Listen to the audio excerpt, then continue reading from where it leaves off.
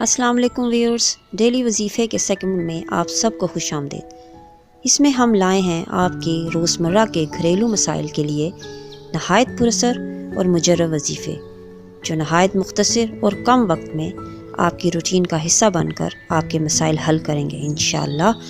हमारी वीडियो को एंड तक ज़रूर देखें। चलते हैं अपनी वीडियो की तरफ।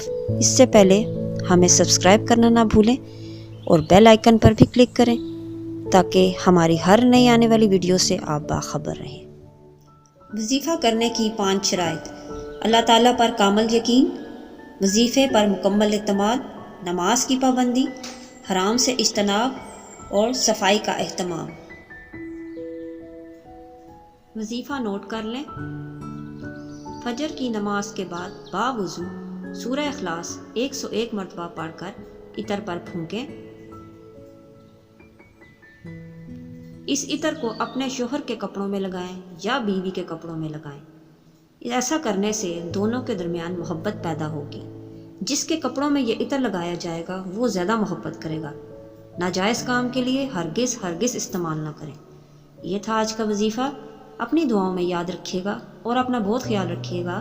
अल्लाह हाफिज़। अगर आपको मेरी वीडियो पसंद आई है तो उसे लाइक करें, सब्सक्राइब करें और बेल आइकन को भी प्रेस कर दें। जज़ाकल्लाह।